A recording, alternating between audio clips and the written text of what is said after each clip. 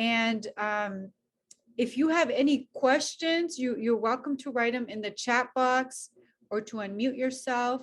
The goal for today is I don't want to just talk at you. Feel free to stop me at any time, ask questions so that this can be interactive. I want this to be as helpful as possible rather than me just sharing a lot of knowledge. I think knowledge is important so that you know what's happening when anxiety does show up. But you know, sometimes when people just talk, it doesn't work. So let me share my screen with you. And this is the second part. Make sure I have the correct one. Yes. Okay. So let me do that. And here we go. Let me share the screen chat. You'll have to leave at 12:25. Yes, that's fine. Thank you for telling me that. I appreciate that. Let me share the screen now. Here we go. Okay. So let me view slideshow. Okay. So thank you again for coming back. I'm wondering if you wanted to share either in the chat or unmute yourself, but this is recording, so it's up to you if you want to be in the video. What's something that you learned from last week? And is there a question that you have in particular or something that you're wondering or you kind of would like to hear more about? If anything, just wanted to provide that opportunity. I'll give a minute or so and then we'll get started.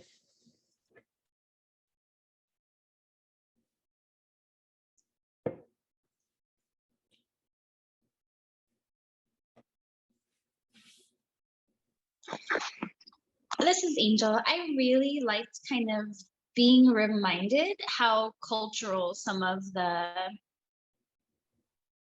negative perceptions of anxiety are. And you know, I go to therapy. I love therapy. I think everybody should go to therapy. They actually have a negative stigma to it when you're suggesting that or recommending that. And so when you said, you know, like, oh, we should go to therapy, and hearing that the kids might feel like, wow, my mom's just saying something is really, really wrong with me. I thought that was really important to keep it. You muted yourself, so I'm assuming you finished, but I appreciate you sharing that. It's something that I myself never thought about before. I never really saw a therapist growing up, and my parents neither saw a therapist. And when I was in college, my third year in college, my brother passed away in a car accident. And so I went and sought therapy for myself. I probably only did 3 sessions. I didn't find it helpful then. But I do know from speaking with students that often they perceive that, oh, there's something wrong with me. And so that's why I have to go see a therapist. And that when they perceive it that way, it almost feels like there's another obstacle in front of them, or there's another feeling of not being whole, of, you know, more anxiety showing up, and I have to get better. I have to fix myself so that my parents are okay, or sad, or so that, you know, everybody's happy. Because I'm constantly, even just this morning, I've seen 3 kids already this morning where they're literally just sharing, I don't want to disappoint my parents. I want to make sure that my parents don't get angry. They're not mad at me. You know, I don't want to make them feel that way. So they're constantly in that space of muting, of silencing, of not expressing themselves because they don't want to cause somebody else to feel pain when they themselves are in a lot of pain. And what I find is that sometimes therapy can be helpful in that they unload, but then they return back home. And if the issue is still there with the parent or sibling or whatever the issue may be, and they're not able to freely express the emotions without feeling responsible for their parents' reaction, the ongoing therapy is not really going to help, because it's the other issue that needs to be addressed holistically. So I thank you for sharing that. I appreciate you sharing that. And if anything else comes up, feel free to put in the chat or unmute yourself as well. I think these questions are very helpful when families end up going through those that choose to go through them. So thank you for sharing that. Appreciate the feedback. It makes me feel like I'm not just talking randomly. Oh, we have another person entered. All right. So welcome. Thank you for joining us. Welcome. Thank you so much for joining us. Your name doesn't sound familiar, but you may have been here last week. And I'm wondering if you had any questions or anything that you may have really learned from last week. You're welcome to put it in the chat, or you're welcome just to speak up if you feel comfortable to do so.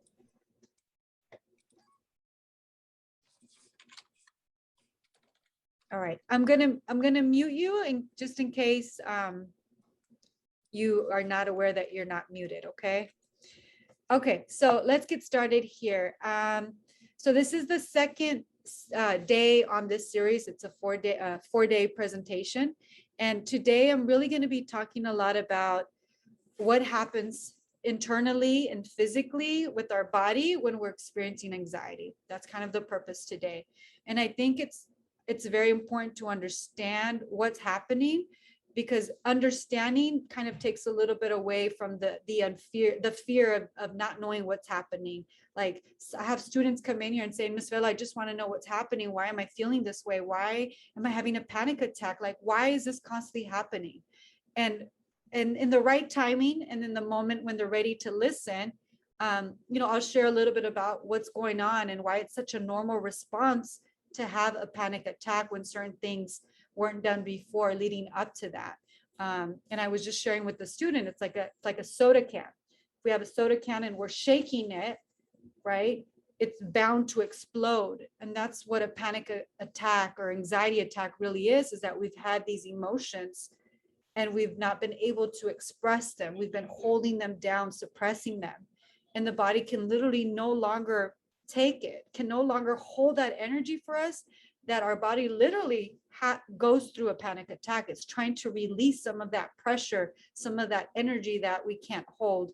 And we unconsciously unconsciously, but also without our control, can't stop that from happening. And so we literally will shake, our hearts will start to beat faster, because our body literally thinks that it's in it's going through a dangerous situation. It's perceiving a threat. And that alarm that we talked about last week is being alarmed. It's like the dangers here. So previously, if you were not here last week, these are kind of the big ideas that we talked about.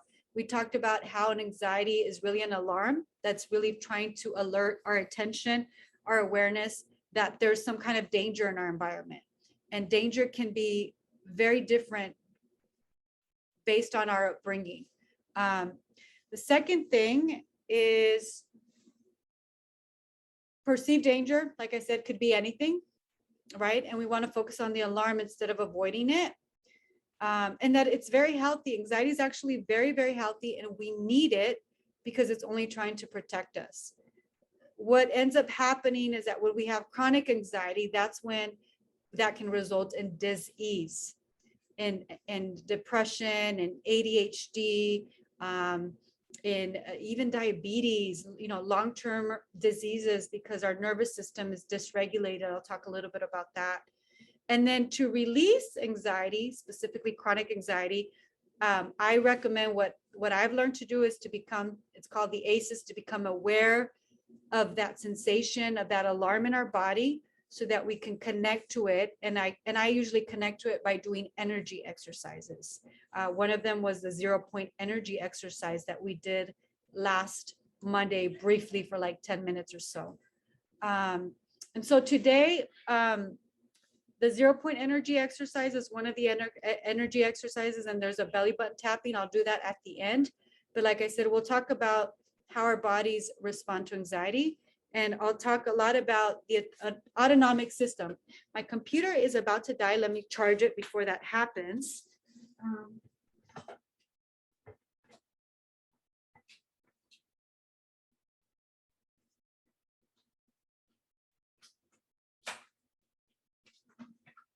All right, thank you for your patience. Make sure that doesn't turn off. So The autonomic system. The autonomic system is part of our nervous system. So what you're looking at here is a breakdown of what the nervous system is. It has two major parts: the central system, which is composed of our brain and our long spinal cord. And the second part of our nervous system is the peripheral nervous system, which is all of the nerves that are attached to our spinal cord that communicate and send signals from our stomach, our organs, to our brain, and our brain also down to our organs. In fact, 80% of our communication to the brain happens from the body up to the brain. And the brain communicates from the brain to the body about 20%. So the highway system is mostly from the body moving up to the brain. And so why is that important? Because when we perceive to be in a threatening situation, our body will sense that. And that's when it sends a message, a signal to the brain. And that's when the brain then starts to have feelings of, it interprets that sensation as anxiety. And then our brain starts to try to protect us by creating stories, by trying to make sense of what's happening, because it's a way to feel in control. And that's where we get the constant worrying, the constant thinking about the future. So in this second part of the nervous system, which is the peripheral nervous system, it's further divided into two parts: the somatic and the autonomic part. The somatic part is when we consciously are aware of our body moving, like when we're working out, right? We are consciously grabbing for a cup. So it's voluntary, we're aware of it. The autonomic part is unconscious. We're not even aware that our body's feeling a certain way.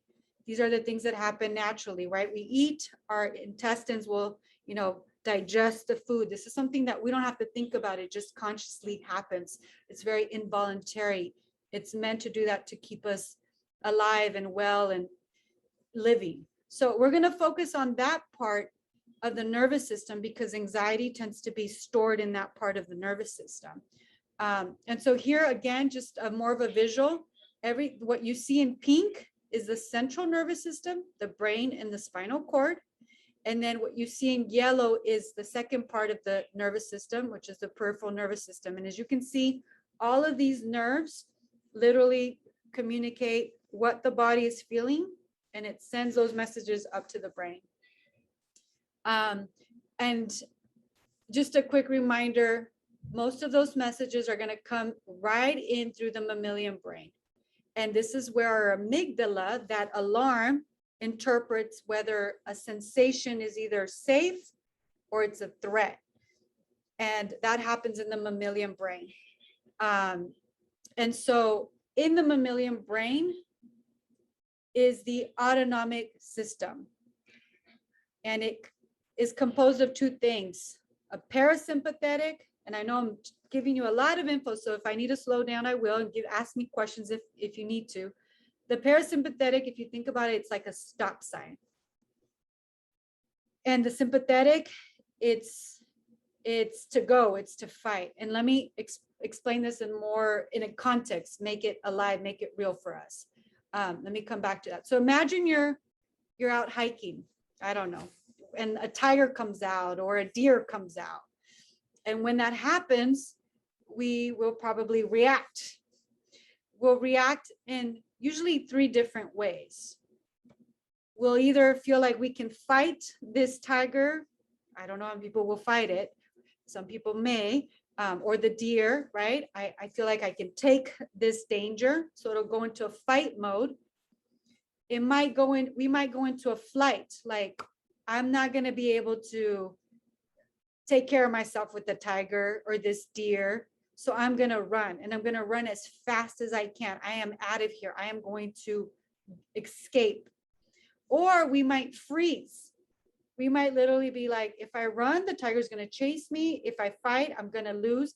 Let me just freeze and hope and pray that this tiger, this deer does not see me and become small. These are the three typical responses when we see a danger. Anxiety tends to be a lot in any of these really, mostly depending on how we express anxiety. A lot of us get restlessness. I see students coming in and shaking their legs, right? That's a sense of wanting to fight, of needing to move, of moving that energy. It could also be flight, like needing to leave the classroom because they're starting to feel very anxious and feel like, a lot of kids have come to me like, I had to leave Ms. Velo because I felt like a panic attack was going to start. And so they start feeling those sensations that they're identifying. I need to leave the classroom. I need to move. And some students have also told me, like, I just put my head down on the desk and I try to just not be seen and camouflage and hope that nobody gives, I don't call attention to myself. So going back to this parasympathetic and sympathetic, is that this plays a key role in long-term chronic anxiety. And so the parasympathetic part of the autonomic nervous system is usually there to help us rest and digest. So when this part is activated, the stop sign, this is when our body tends to relax. It will allow the body to digest food. It will allow our body to just have a slow heartbeat because it feels it's in a safe state. And when we're in parasympathetic, you know, whether we're sleeping or eating, our body is actually doing what it needs to do. Now, when we're in the sympathetic part of the autonomic nervous system, that means that our fight flight is activated. We are trying to get back to the parasympathetic. We're trying to go from being in a fight flight to going back and trying to be in a rest and digest. Because when we're in the sympathetic part of the nervous system, that's when we're starting to get ready to prepare for the danger. So we might have an increased heart rate. Our lungs will open up to take more oxygen in and pump out that oxygen out to the limbs. We might start to salivate more. We might empty our bladder because we don't want to be running with the full bladder. So one of the things that I recognize now that I didn't know back then is I remember one time my son was playing in the backyard and he had a basketball. We don't have a hoop in the backyard, but he was, you know, throwing the basketball on the side of the house and he accidentally broke the lamp or the light bulb in the backyard. And, you know, at that point, I think he was maybe 3 years old. He's now 8. And I wasn't as conscious or aware of these things. And my husband, who's from Nigeria, has a very different way of being brought up, very strict. You know, mom was called the Iron Lady because she did not spare the child, to say the least. You know, don't spare the rod, that kind of upbringing. And I remember he broke that, and I think I was in the kitchen, and I don't know what happened. My husband got so upset and angry. He did not hit him, thank goodness, but he got so upset and angry that my son, I remember him standing in the backyard and literally peed in his pants. And that was for me. Let me get. All right, sorry about the internet. Let me project the slides again. And yes, I will send out the copy of the first part. Yes, I'll send both copies. I apologize for my internet. It's not very stable at work today. But let me go back to the slideshow and share the screen. Here it is. And again, I'm sorry, I don't know how much you heard me sharing about my son's story because I don't know when it cut off, but pretty much what I was trying to say is that, you know, my son was in such a fight and flight activation, felt like really stressed out in that moment when he broke the backyard light, that he literally, his body literally unconsciously, automatically, without him even thinking about it, literally emptied his bladder in an attempt to needing to run from a danger, which was his father in the moment, who was so angry that he had broken the backyard light bulb. And so that's how our body is so good at protecting us from perceived danger, at ensuring that we can survive this perceived danger that our minds detect. And obviously, for my son to have felt that way, he probably have had certain interactions with his father before where he felt that he was in danger. And so that's the reaction that he had. So going back to here, why is it so important to understand the sympathetic and parasympathetic part? Is because if you think about our autonomic nervous system, that part of the nervous system that does things unconsciously without us being aware of them, to keep us alive, to help us, digest food, keep our heart rate beating, keep us breathing without thinking about it. All these things are done by the autonomic nervous system. If you think about that as a car, inside the car, if you think about, the parasympathetic is the brake of the car. And so when we press the brake of the car, we're literally activating the parasympathetic part, which is to slow down that survival, that stress response, slow down the heartbeat, right? Slow down our breathing, send signals to our brain that we are safe. And a lot of that is done through our breathing. That's why people that experience a lot of anxiety have very shallow breath in the chest. So when we are pressing the brake, we're trying to bring our body back to a rest and digest state, a state of ease, trying to get it back to that. When we are in a sympathetic response, we're in activated mode, where our stress response activates our survival instincts to run, to fight. And so it's like pressing the gas pedal, giving ourselves energy to get out of this dangerous situation that we perceive, whether it is really, really dangerous or whether it's something that we perceive based on experiences that we have had. That's why our childhood upbringing is so important. And so the question is, what in the car symbol here, the metaphor that I'm using, it's the foot that chooses whether to activate the sympathetic, right? The fight, I got to do something, or whether it chooses to step on the brake, right? To bring us back to a rest and digest. So the question becomes, what is it that controls the foot of what gets turned on? And it turns out, this is my opinion based on my own experience and from reading, is that our emotions play a key role in how our body responds and reacts to certain situations. Because if we think about it, our emotions are the result of an experience that we had. So for example, my son, emptying his bladder, peeing as he stood there frozen because his dad's angry, his emotions was fear, extreme fear, fright. And in that moment, he activated the sympathetic system, which was to literally release the urine that he had in case he had to run from his father, in case his father came at him in a way that was dangerous to him, where my dad's going to come and hit me.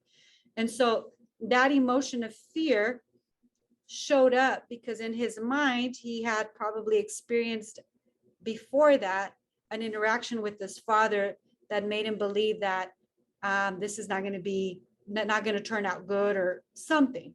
So our emotions is always a result of an experience we've had. And it creates thoughts too. So if you see here, there's a leaky faucet. I'm going to get into how this connects to disease.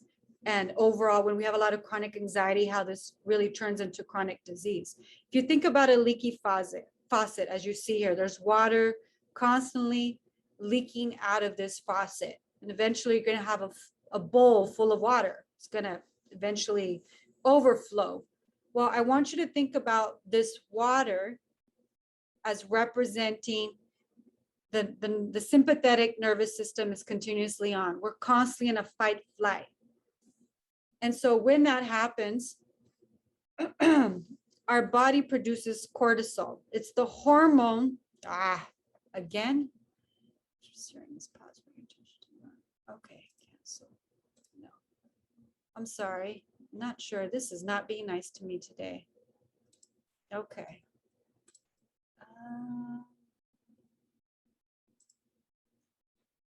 I'm so sorry. I'm not sure what happened here. Let me go back to, it's not being nice to me today. Okay, I'm sorry. Let me take a deep breath here because there's been so many interruptions. So what I was trying to say here is that when our body goes into a stress response and the sympathetic nervous system, the brake is turned on, our body produces cortisol. And cortisol is responsible for getting our heartbeat to beat faster, pumping out that blood. It's just a hormone that happens when we're in stress. Well, there's a lot of research that shows is that when we have a constant cortisol flowing in our body, it's like a cocktail of cortisol all the time, 24/7. All of these things that you see here happen. Our blood pressure gets raised. Our blood sugar is constantly not leveled, where we can run into diabetes. We cannot have clear thinking. For example, for me, I get a lot of foggy thinking. I can't think clear. I go from downstairs to upstairs, gonna go get something. I get upstairs, I'm like, wait, what was I up here to get now? Oh my God, I forgot. We have mood swings, having a hard time sleeping at night. I have so many students who say they cannot go to bed. They're going to bed at 3, 4 in the morning because their mind is constantly spinning in thoughts, in trying to make sense of things that have happened. And cortisol hormone is also going to stimulate our body to retain fat, because it literally thinks that we may not eat. And let me explain this in context of when our ancestors were not living in homes, right? They were living out in nature, right? When they were stressed, it was usually because there was a lack of food. And so the stress signaled that I better hold on to some fat in the body in case there's a famine, in case we can't hunt or gather food and there's reserves in the body. So cortisol, this hormone, will make us gain weight to try to protect us, to make sure that we can survive. And because of that, there's no surprise here, we tend to crave foods that are higher in sugar and higher in fat foods, because they give us more energy. It's an easy source of sugar, of glucose, which the body then turns into energy, easily disposable. It's not a complex carbohydrate. It's not something that takes a lot of digesting to make the energy available. And so if you ever, for me, I notice that when I'm stressed, which means I have a lot of cortisol in my body, I start looking for the sweets. I'm a big chocolate person. I don't like hard candy, but chocolate, cupcakes, cake, that's what I start to crave. And I realize that, okay, I need to maybe slow down my day, be more conscious of my breath, be aware of my tightness in my neck, my shoulders. That's where I carry a lot of my tension. And the last thing here is that cortisol will activate our immune system. And our immune system is what's responsible to keeping us healthy. In fact, right now with COVID and the virus, when we're in a constant state of stress, when we're in a constant state of fear, we have cortisol in our body 24/7. And it sends a message to the immune system that we're trying to fight a virus or bacteria. And so the immune system is constantly on, which wears it out. And so that's why it's very important to try to not be in a state of stress or fear, because it affects how healthy our immune system is. So that's very important for us to be aware of. For me, that means is that and I know this may be impossible for people, or it may be a long stretch, is I don't watch TV, just because the news is just, it's always what the latest thing, and it's real, the news is real, it's important, but I feel like it's constantly putting me in a state of survival, because the brain can't tell the difference between time when we're in a state of survival. So when we're hearing the news and we're hearing about, for example, the school shooting that recently happened, our body starts to think that that's something that's happening literally right now. And all of our systems get activated and cortisol rushes our body. And so what that means is that when we're in a stress state, when our sympathetic system is activated, cortisol's flowing, right? This leaky faucet, it's constantly on. The cortisol is dripping 24/7 in our body. When that's happening, right, what happens is that it floods our body with hormone, and all these stress hormones end up resulting in symptoms. Perhaps a backache. My lower back is starting to hurt. Now I know, yes, your back is starting to hurt. Or maybe the tension in your shoulders, or maybe you feel tightness in your neck, or the last 2 days I've kind of felt this tingly feeling from my neck up to the bottom of my head. It's like, oh, something's there. The body tries to start talking to you and saying, hey, pay attention here, there's something going on here. But because we live in such a busy world, on the laptops, to-do lists, work, get home, make dinner, shower kids, we rarely take the time to check in with our body, which again holds a lot of those sensations, the anxiety, the fear, the anger, all of that. And it just wants to be released. And when we don't catch that, we end up experiencing disease. We're no longer in a state of ease. Our systems become dysregulated. They're no longer balanced. And that is what turns into long-term disease. And it can manifest in so many different diseases: diabetes, heart disease. Heart disease has a strong correlation to stress. Liver diseases. Liver is the organ in the traditional Chinese medicine that holds anger. Our kidneys hold fear, according to traditional Chinese medicine. And so the question here is, how do we stop the experiences that we have in life from turning on that sympathetic part of our nervous system? And here's the thing, it's good for the sympathetic system to be turned on, because in a real dangerous situation, we have to be able to get the resources in our body. We need cortisol to really help us run from that danger. But what I'm talking about here is that when it becomes chronic, when it's 24/7, that is where we run into disease. And that is where chronic anxiety becomes dangerous for our health, for our children.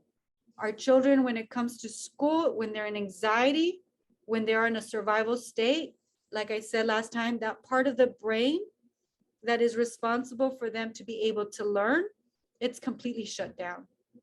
So they're not in a state to learn. And I wish our educators, our parents, that we were aware of this, because we're literally trying to force our students to do something that they just neuroscientifically just can't do. And then, as I just heard from one of my students earlier today, she's like, Miss Velo, I have this going on. I'm getting panic attacks.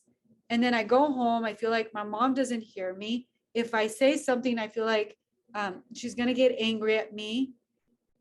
And then the only way I can make her happy is to have good grades, because when I have good grades, that's when I feel she's proud of me. That's when she expresses, oh, I'm proud of you, keep it up. And then there's all this stress and weight on me to do well academically, but I can't do academically because I'm having all these other things affect me. So it's this balance. And so much of her just sharing, she's like, she shares and I just try to listen. I will repeat, like, this is what I hear you saying. Are you sharing this because you just want to share, or do you want to brainstorm with me some potential solutions? I always ask for them to guide me. Like, I don't want to just give you advice, because maybe you're not asking for advice. And so much of what we do as parents, including myself, is we just want to fix the situation, make it better, because it's so hard to see our children be in pain. It's hard for me. Like, oh, my daughter cries. I have to remind myself she's crying because she's releasing. I don't want her to hold on to that. So I'll say, yeah, hold her. Go ahead, mija. Go ahead, cry. Just let it out. Just let all that anger out. Let all that sadness out. And I know doing that, she's able to feel safe to express those emotions. Because by the time our kids become teenagers, they don't go to the parents anymore. They go to their friends. Why do they go to their friends? Because their friends are not going to judge them, because they're going to understand them, because they're probably going through the same things. And that's in the age that is so important for our children to come to us, because we've been through that. We've had experience. We can speak from a place of wisdom, and we have the best interest in for our children. But that doesn't happen because as parents, we often don't respond in the way that our students, that our kids would want us to respond, by truly listening, by truly being present for them. Goodness, stay on it. Yes. Sorry about that. This thing just keeps happening. Let me take it off. Okay, what's going on here again? Resume share. Okay, sorry about that. So I went off on a tangent here, but I think that's important. So what activates, again, this brake? I mean, the accelerator, right? It's so important for us to know that, and to also be aware of what activates the brake to bring us back into rest and digest. So how do we get out of that stress response, and how do we bring our body back to a rest and digest? Is probably what we all want to know, right? And so remember when I shared last week that a lot of the alarms that we are experiencing really have to do with things that happened in our childhood, where our parents, not because they didn't want to and because of their bad parents, but just because they didn't know. We don't get a class on how to become parents. We do what we experience as children. But a lot of these alarms have to do with these things that you see on the screen. And so really the roots of anxiety and the sensations that we feel have to do with repressed energy that we were not allowed, or we felt like we couldn't express it when we were children. And so it's in the body, it's stuck, and it needs to be allowed to move through so that we can heal that wound, or that energy that's been there. And so a lot of the work here is to activate the parasympathetic system, to activate the brake. And so there are ways to move that energy. Taking cold showers, or meditating. This is Wim Hof, who's a very popular guy in the world of healing and meditation. This will activate the parasympathetic. So I tend to, in the morning when I shower, I take a warm shower, and maybe the last 30 seconds, minute, 2 minutes, you can work your way up. Turn on to the cold shower and just allow cold water to run through. And that activates the brake, allowing our body to come back to a rest and digest. It also just allows us to connect back to our bodies. And you can do this slowly and build up to it. Another thing, and the number one thing that I always use is my breath. It's free. You don't have to pay for it. And so just taking really, really deep breaths into your belly.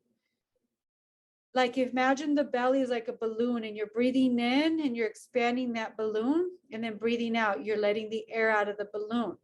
And the key here is to really take deep breaths into the belly, because when we're doing that, it sends a message to the brain saying, oh, we're not in a stressful state, because we're breathing deeply. We breathe deeply when we're laughing. When we're laughing, we're breathing from our belly.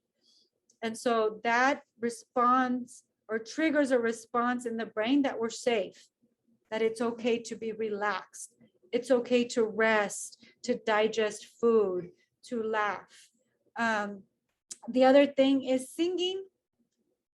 Singing activates what's called a vagus nerve, and I don't want to get too much into that. That'll be in my next class. It activates the longest nerve that connects from the brain to all of our organs. It's called the vagus nerve. And so when we sing, we hum, it's signaling to our brain, to our body that we're safe.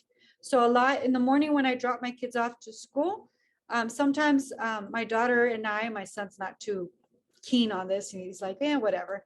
But my daughter and I maybe will hum a song, and that's kind of allowing her to, be a little bit more relaxed, especially if we had to rush out of the house. And, it's a very stressful time in the morning. You're trying to rush out, get them to school, get to work on time. So sometimes you can feel the energy of stress. And so I'm aware and conscious of that. And then on the way there, I'm like, okay, it's a 20-minute drive for me to drop off my kids at school. So, I'll try to be conscious of humming a song with her or getting her to do certain things without her really being aware of it, to try to get her back into a state of relaxation. So as she goes into school and transitions, she's able to be in a better grounded state and not go into class, completely dysregulated, as so many of our elementary kids do. They show up and they're stressed out, they're acting out, they might fight. All of that is behavior just showing that the kid is really showing up with an unbalanced nervous system, because a lot happens in the morning for our students. Running and doing exercise is also a way to release energy. Going hiking, and as you can see here, the guy fell. I'm trying to get you to laugh, because as I mentioned, laughing is really, really helpful. It really allows us to stay calm and safe. But being out in nature is what our ancestors many, many years ago did every day. We grew up in nature. We didn't grow up in these boxes and these offices looking at a laptop, a screen all day long, right? That's not what we were traditionally were doing. And so being out in nature is very, very helpful, and laughing. Also touch, massage, whether it's your own touch, is also helps relax us. And laughing, like I said, laughing deep from the belly. Our kids laugh so much more than we do adults. The older we get, we laugh less. So it's important for us to laugh. And believe it or not, tapping the body, this is a Chinese practice. We have a lot of acupressure points in our body that hold on to energies. And so when we tap our body, and you can just tap the top of your head, the side of your eyes, even your jawline, tap down your arms, back the other way, tap our chest where we hold so much emotional energy here, grief, sadness, tap our stomach, our sides, our lower back, all the way down through our legs. When you do that for a good 10 minutes, I guarantee you'll feel lighter. You feel so much lighter because you've just kind of released a lot of energy that's been stored. Yeah, if you have to leave the meeting, I appreciate it. I will give you a copy. So thank you for being here. The other one is shaking of the body.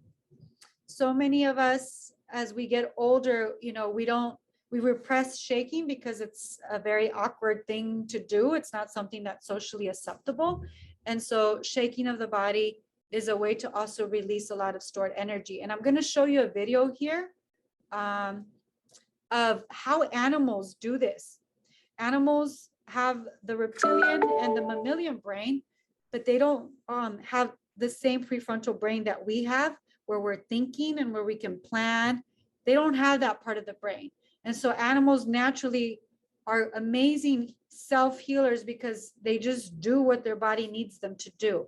And so here, I'm going to show you here a video of a bear that was tranquilized because people needed to do some research on it. And when it woke up from this scary experience of being shot with the tranquilizer, it literally just shaked all of that stress energy out. And so that's what can be helpful. For a very long time, the field of psychology was dominated by psychologists who insisted that the way to change how you feel is to change how you think. And honestly, a group of researchers chase him down with a helicopter and shoot him with a tranquilizer dart, right? This is really stressful, and the bear is helpless to stop these researchers who are examining it, tagging it, right? The bear has experienced a traumatic event, but after the researchers leave, he begins to shake violently. And this is his body's natural response to burn off the excess adrenaline that surged through his body when he was trapped. So after shaking for a while, the bear walks off with no residual effects from the experience. He returns to a calm state of hunting and eating. The cycle is the essence of emotion processing in our body. So just to bring it back to reality or to apply it to us, I'll share another quick story. My son, as most of our children, have to go to the dentist, and that is not the most happiest place in the world to be. Even me thinking about the dentist brings me a lot of stress, right? A lot of anxiety.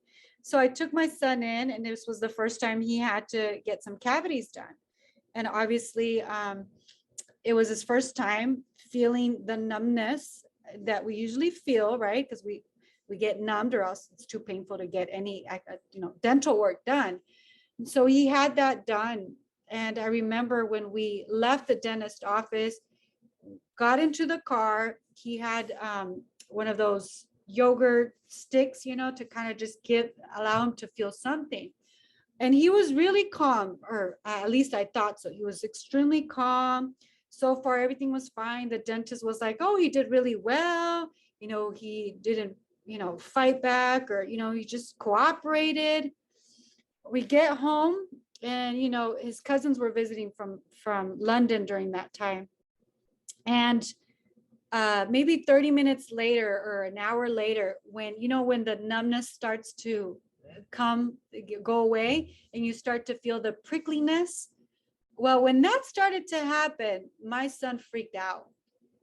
I have never seen him. He literally was like that bear, shaking unstoppably.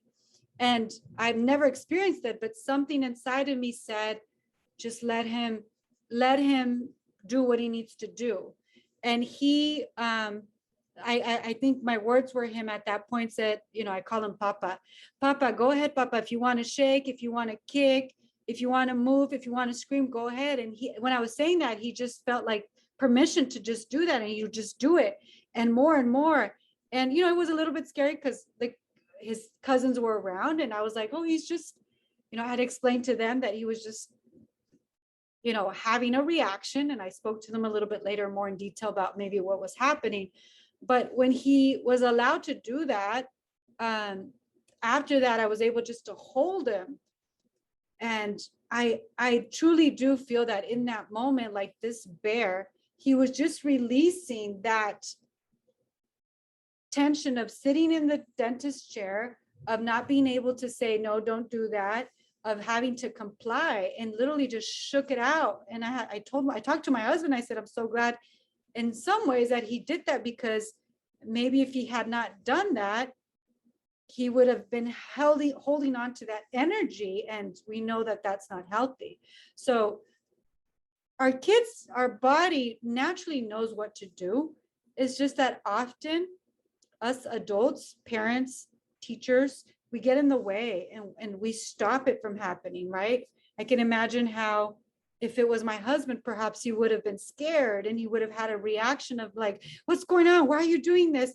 And that would have maybe signaled to my son, like, oh, I can't do this because my dad's freaking out.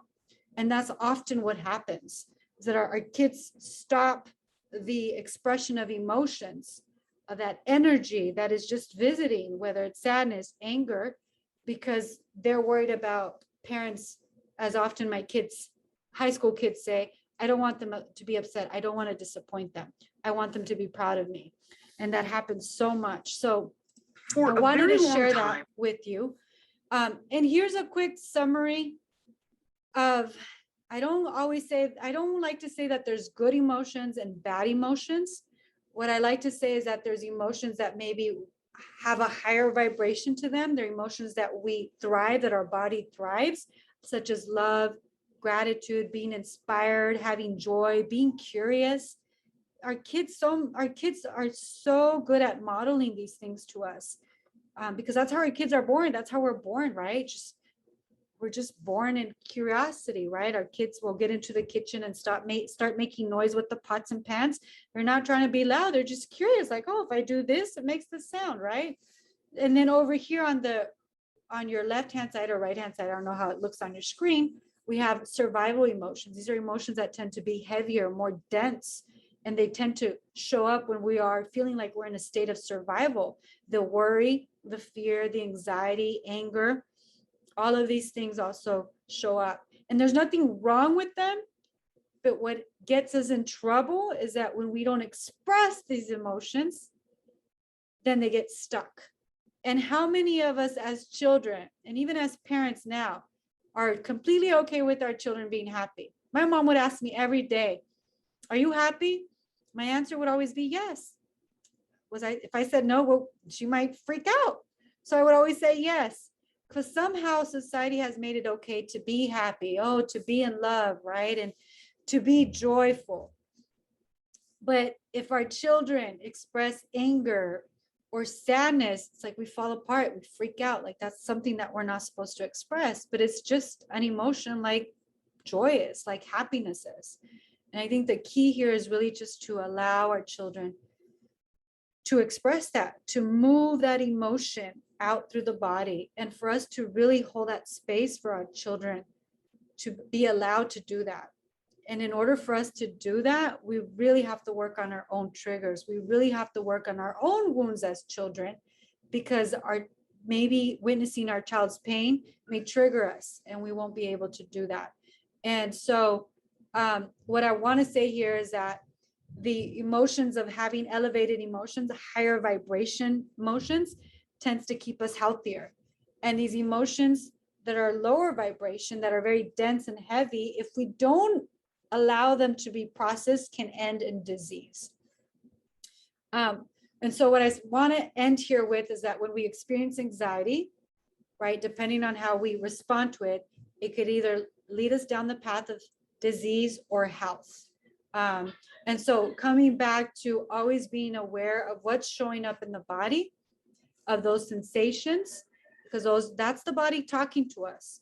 Connecting to that part, just naming it. I feel, my heart's heavy. I'm feeling sadness, right? Or I'm feeling a lot of tension. I'm stressed out. Where am I feeling that in my body? Just by naming it, we allow so much to be moved through. And then I do a lot of this through energy exercises, which is just a fancy word of saying ways to connect back to my body. And one of those was the 0-point energy exercise, where we literally just rub our hands together, tap our fingers, and then just pull our palms. And when you do that, you'll feel, you may or may not at the beginning, but you may feel this vibration between your hands.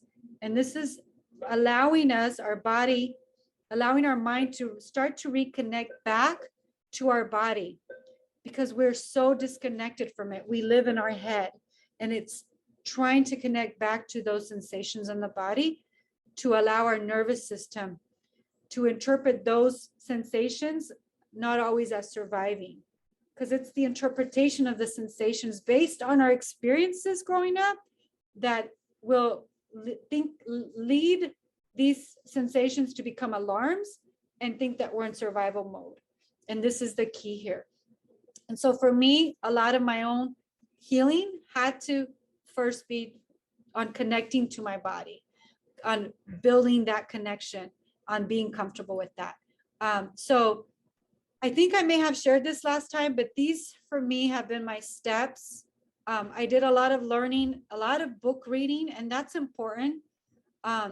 But being aware of our wounds and practicing connecting to our body, for me, what has been the foundation. You can read all the books, you can listen to this video a million times, and it's good to have the knowledge.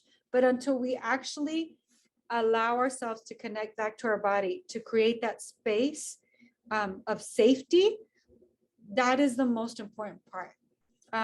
And when we do that, we're able to, be more mindful of how we show up in relationship with our kids, with our spouses, with our parents, etc. So practicing self-care, being in nature, breathing, the things that I went over in the presentation. Next week, I'm going to talk about exercise.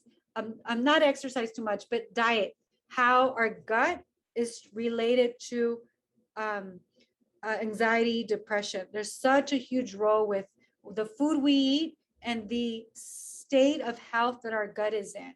Such a huge role that I was not aware of it until I myself went through a detox, and I kid you not, it completely changed my life. And then the last one that I think is super important as parents is to just really normalize all emotions, validate emotions, and name them, and allow our children to truly process them. So that is it. You can email me. This is my contact info. I'm at maestravelo@gmail.com. That's my personal email. You can also email me at my work email. And I do have an account on Instagram, which I talk a lot about this. I'm at Lili_Velo. And so these are just resources, but I'll stop here. And I know that I have one person with me. I know a lot of people had to leave. I don't know if you have any questions. You're welcome to type them in the chat or unmute yourself. But I'm so glad you've been able to sit through this whole presentation. And sorry, there's a school announcement. And if there's nothing either, that's okay too. I just wanted to give an opportunity if there was any questions or feedback, anything that you'd like to share either in the chat or by unmuting. It is recording, so just be aware of that.